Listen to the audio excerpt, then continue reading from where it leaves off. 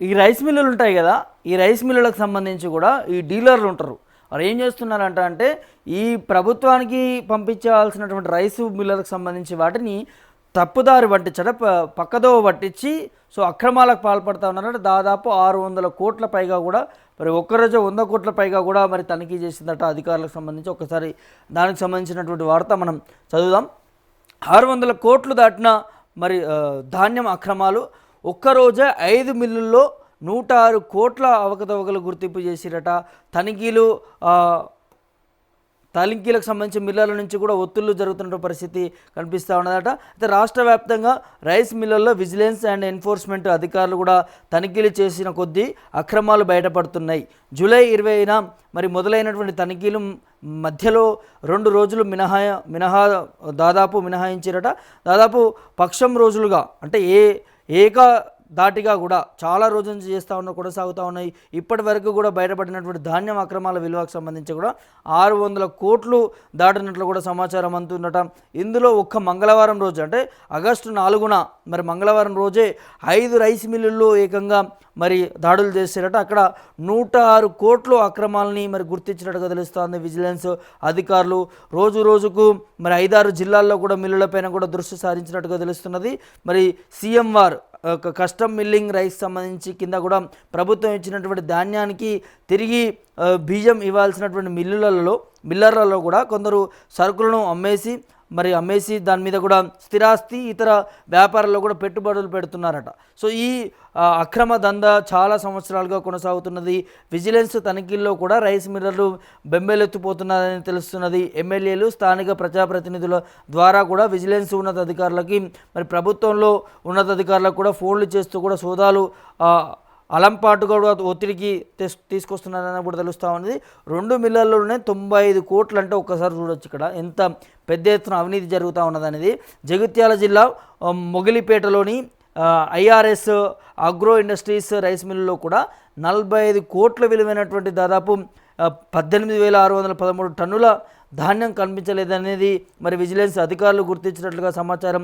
సూర్యాపేటలోని Srinivasa Sai rice ఇండస్ట్రీలో కూడా 50 కోట్ల విలువైనటువంటి సుమారు 22,000 టన్నుల ధాన్యం దారి మళ్ళినట్టు కూడా తెలిసింది. సో మళ్ళీ ములుగులోని కూడా అమ్మా ట్రేడర్స్కి సంబంధించి కూడా 3.5 కోట్ల విలువైనటువంటి మరి 1,561 టన్నుల ధాన్యం. నల్గొండ జిల్లా చిట్యాలలోని కూడా వైష్ణవి ఇండస్ట్రీస్లో మరి 4.5 కోట్ల విలువైనటువంటి మరి సుమారు 1,500 టన్నుల ధాన్యం దారి మళ్ళించినట్టుగా తెలుస్తున్నది. మరి మెదక్ జిల్లా రుద్రరాంలో కూడా శ్రీరామరాజు ఆగ్రో ఇండస్ట్రీస్ సంబంధించి కూడా 3 కోట్ల విలువైనటువంటి 1,200 టన్నుల ధాన్యం దారి మళ్ళినట్టు కూడా విజిలెన్స్ అధికారులు గుర్తించిన పరిస్థితి కనిపిస్తుంది. ఒక 2 మిల్లుల్లోనే 95 కోట్లు అంటే ఒక్కసారి చూడొచ్చు అక్రమంగా ఈ ధాన్యానికి సంబంధించి కూడా ఏ విధంగా దారి మళ్ళిస్తూ ఉన్నారనేది స్పష్టంగా మనకి కనిపిస్తూ ఉంది. ఈ తనిఖీలు చేసినటువంటి విషయంలో కూడా దాదాపు 15-20 రోజుల నుంచి కూడా జరుగుతూ ఉన్నది. రాష్ట్ర వ్యాప్తంగా రైస్ మిల్లులకు సంబంధించి కూడా ప్రభుత్వానికి ఇవ్వాల్సిన బియ్యం సంబంధించి ధాన్యానికి సంబంధించి కూడా అందులో కూడా మరి అక్రమాలకి పాల్పడుతూ ఉన్నారు అనే దానికి కూడా విజిలెన్స్ అధికారులకు సంబంధించి కావచ్చు, కస్టమ్ అధికారులకు సంబంధించి కావచ్చు, వారందరికీ కూడా ఇన్ఫర్మేషన్ రావడంతో గత 20 రోజుల నుంచి కూడా చేపడతా ఉన్నారు ఈ తనిఖీలు.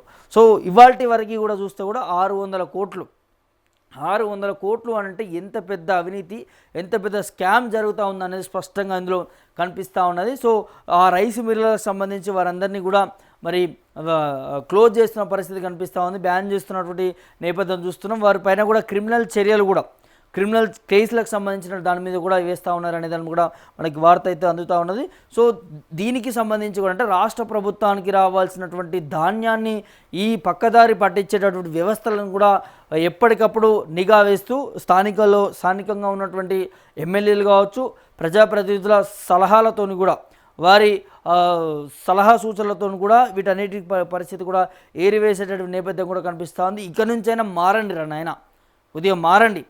మీరు అంటే రైస్ మిల్లర్లుగా, డీలర్లుగా, లేకపోతే ఆ సంస్థని మీరు నడిపిస్తున్నటువంటి యజమానులుగా మీకు నేను ఒక ముచ్చట చెప్తున్నా. దీంట్లో ఇప్పుడు మీరు దొరికినట్లయితే గతంలో ఇంకా వేరే ఏ ఇండస్ట్రీని, ఏ సంస్థను కూడా నడపడానికి మీకు వీలుండదు. మీ లైసెన్స్లను రద్దు చేస్తారు. మీకు ఇంకా ఫ్యూచర్లో ఇంకేమైనా పెట్టాలన్నా, లేకపోతే ఏదైనా ఇండస్ట్రీని తీసుకురావాలన్నా, ఏదైనా ముందుకు తీసుకెళ్ళాలన్నా కూడా మీకు అన్ని పర్మిషన్స్ క్లోజ్ చేసేస్తారు. ఇక మీ బతుకు బస్ స్టాండ్ అయిపోయే పరిస్థితులు కనిపిస్తాయి. సో మీరు ఎంతో అంటే ఉన్నత స్థాయి నుంచి ఇక్కడ వరకు రైస్ మిల్లు నడిపించే స్థాయికి ఎదిగిరంటే మీ కష్టం మీకే తెలుసు.